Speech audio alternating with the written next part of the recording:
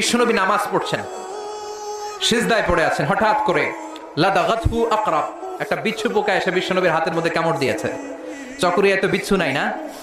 বিচ্ছুরে আপনারা কি কন? হ্যাঁ, বিচ্ছু হক দে, বিচ্ছু, আচ্ছা বিচ্ছু। এই বিচ্ছু পোকা কামড় দিয়েছে বিশ্বনবীর হাতে, প্রচন্ড ব্যথা পাচ্ছেন বিশ্বনবী। ব্যথার চোটে নামাজ শেষ করে বললেন লানাতুল্লাহি আলাল আকরাব, আল্লাহ লানত এই বিচ্ছুর উপর। মুসল্লিও চিনে না, নবীও চিনে না, কোনটা সাধারণ মুসল্লি কোনটা বিশ্বনবী ওইটাই চিনে না।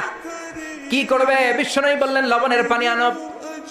বিশ্বনবীর সামনে লবণ সেদ্ধ পানি আনা হলো। বিশ্বনবী বললেন আঙ্গুলের মধ্যে ঢালো। বিশ্বনবীর ব্যথা পাওয়া আঙ্গুলের মধ্যে ইনফেক্টেড জায়গায় গরম পানি ঢালতে শুরু করা হলো। বিশ্বনবী পড়তে আরম্ভ করলেন কুল হুয়াল্লাহু আহাদ আল্লাহুস সামাদ লাম ইয়ালিদ ওয়া লাম ইউলাদ ওয়া লাম ইয়াকুল লাহু কুফুয়ান আহাদ। পড়েন আল্লাহু আকবার। তাহলে প্রোটেকশন নিব এই সূরা দিয়ে। ব্যথা পেলে এই সূরা পড়ে আমরা ঝাড়ফুঁক করব। রাজি আছেন তো?